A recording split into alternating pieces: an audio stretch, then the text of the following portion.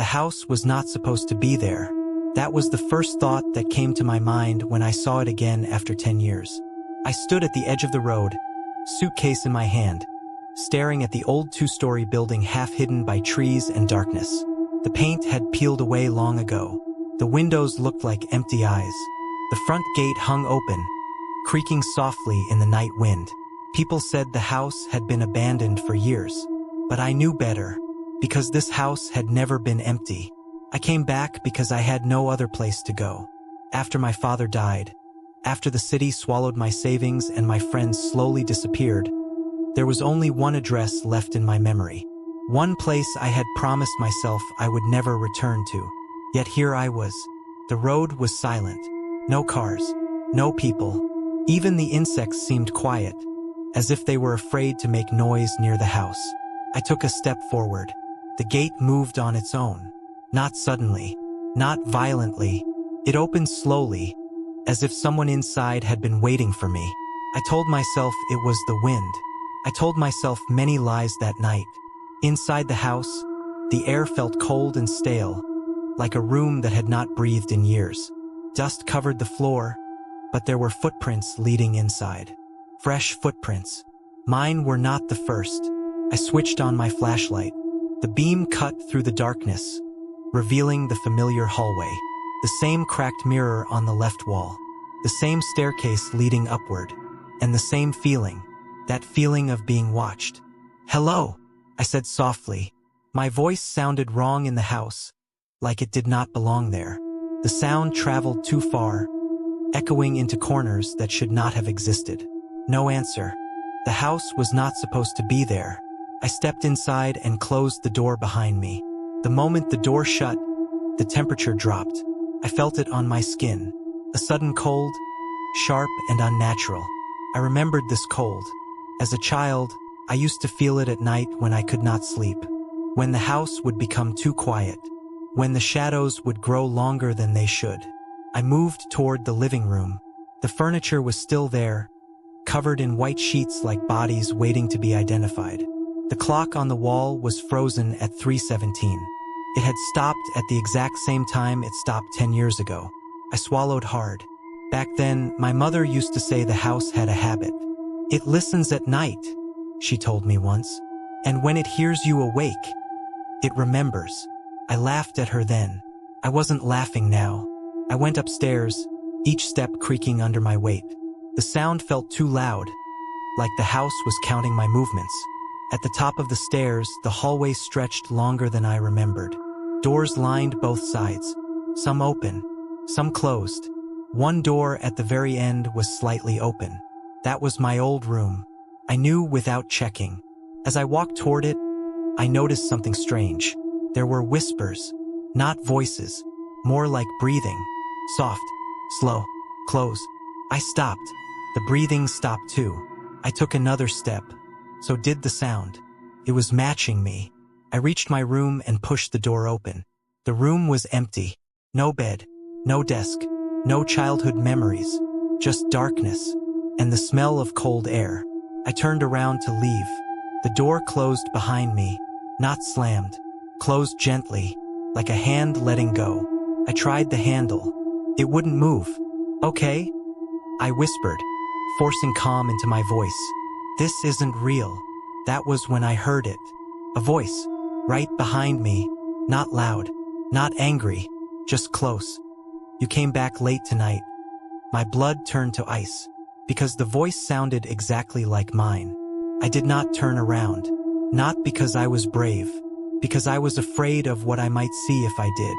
The voice behind me was still there, not speaking, just breathing, slow, careful, as if it was learning how I breathed. "You're not real," I said. The words felt weak the moment they left my mouth. The room grew colder. Then the voice spoke again. "You used to say that too." My heart began to pound so loudly I was sure it could hear it. I forced myself to turn around. There was no one there. The room was empty, but the darkness felt thicker now, heavier, like something invisible was standing where the voice had been. The door suddenly unlocked. I didn't wait. I pulled it open and stepped into the hallway. The hallway had changed. It was longer than before. The ceiling was higher. The walls seemed to bend slightly, like they were breathing. At the far end of the hallway, a light flickered, a soft yellow glow. Someone was awake. I walked toward it, my footsteps barely making a sound. As I got closer, I realized the light was coming from the bathroom. The door was open. Inside, the mirror above the sink was glowing faintly. I stood in front of it. My reflection stared back at me. For a moment, everything seemed normal. Then my reflection smiled. I did not. The smile was slow, unnatural, like it was remembering how smiles worked. I stepped back. The reflection didn't. It leaned closer to the glass. "Do you remember what you promised?" it asked. I shook my head. "I didn't promise anything," I said. The reflection tilted its head. "You promised you wouldn't sleep." The light went out. I was back in the dark hallway. The bathroom door slammed shut on its own. I ran downstairs. The living room felt different now. The sheets covering the furniture were gone. The couches were uncovered, clean, as if someone had just used them. The clock on the wall was ticking, slowly. 3:16, 3:17, 3:18. It had started again. I stared at it, my breath shallow. A sound came from the kitchen. Someone was moving dishes. I walked toward the sound, every instinct screaming at me to stop. The kitchen light was on. A figure stood by the sink, tall, still, facing away from me. "Mom," I whispered. The figure didn't turn. The water began to run. Then the figure spoke. I waited every night. The voice was not my mother's. It sounded older, worn, like a voice that had been used too many times. "I'm sorry," I said, without knowing why. The figure turned its head just enough for me to see its face, or what should have been a face.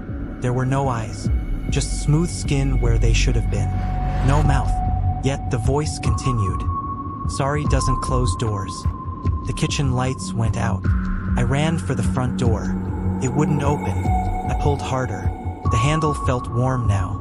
The house spoke again. Not from one place, from everywhere. "You stayed awake. You listened. You let us in." Covered my ears. The whispers grew louder. Footsteps echoed upstairs. More than one. Slow footsteps. Careful footsteps. Coming down. I turned around.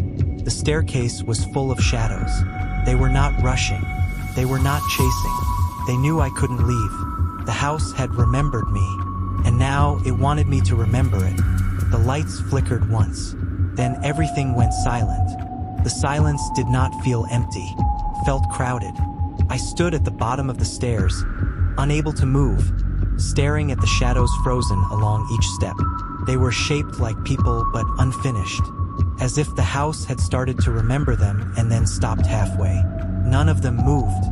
That was worse. Slowly, the clock in the living room began to tick again. Tick, tick, tick. Each sound felt closer than the last. I backed away from the stairs and sat down on the floor, my back against the wall. My legs felt weak, like they no longer belonged to me. "I didn't mean to," I whispered. The house did not answer right away. Then, from somewhere deep inside the walls, I heard a sound. A lullaby. Soft, broken, familiar. My mother used to hum it when I couldn't sleep. My chest tightened. "Stop," I said. "Please." The humming continued. As the sound filled the room, the shadows on the stairs slowly faded, melting back into the walls like smoke being pulled into cracks. The lights came back on. Dim, yellow, old. I was alone again, or so it seemed. I stood up carefully and walked toward the living room window. Outside, the road was gone.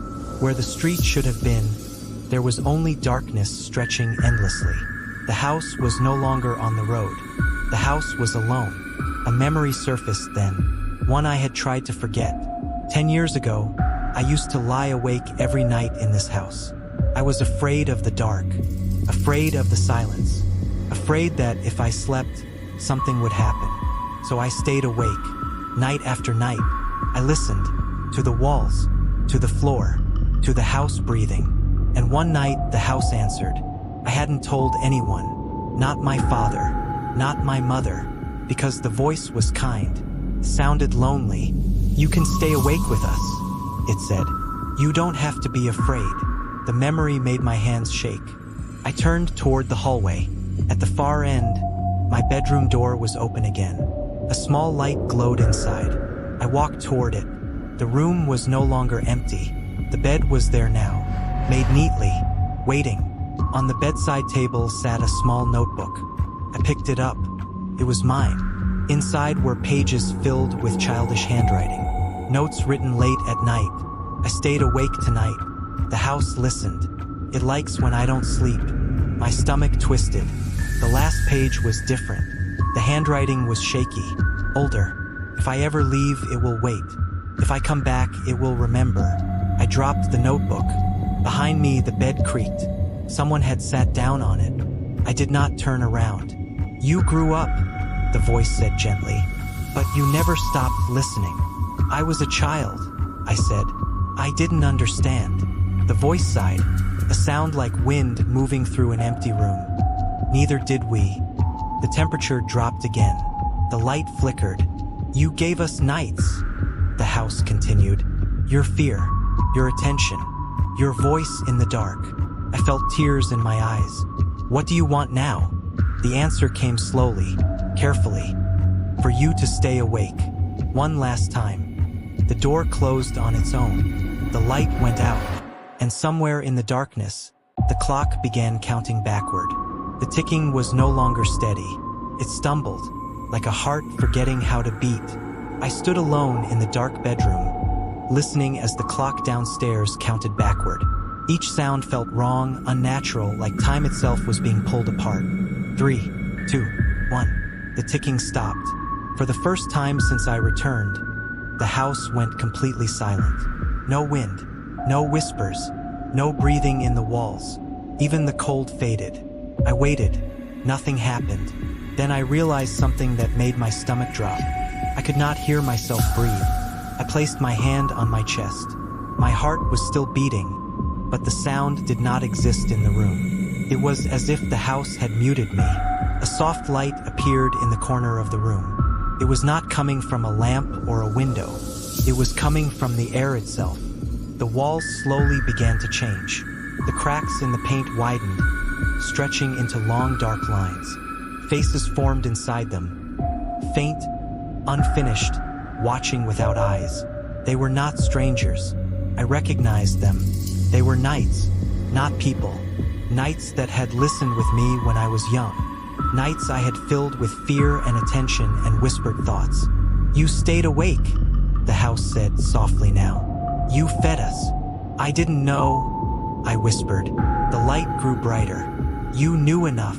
The bedroom door opened. Beyond it was not the hallway. It was another room. A wide, endless space filled with shadows sitting quietly, facing forward, as if waiting for a story to begin. In the center stood a chair, empty. "This is where you always were," the house said. "You just forgot." I took a step back. "No," I said. "I left." The shadows turned their heads toward me. "Together." "You came back," they replied.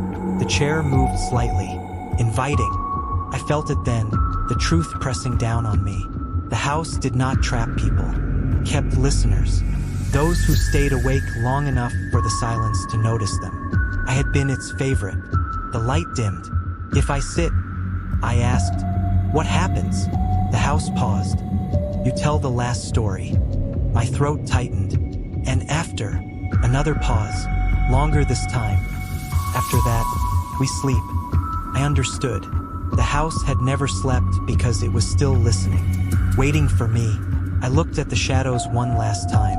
They were calm, patient. I sat down. The chair was warm. The room leaned closer. "Once," I began, my voice steady despite the fear. "There was a house that learned how to listen." The shadows leaned in. The walls softened. The house exhaled. As I spoke, the darkness grew gentle. The cracks in the walls closed. The faces faded. The silence became quiet instead of heavy. For the first time, the house felt tired. My voice slowed. My eyelids grew heavy. The last thing I felt was the house settling around me, like a blanket pulled up after a long night awake. The clock never started again, and somewhere, finally, the house slept,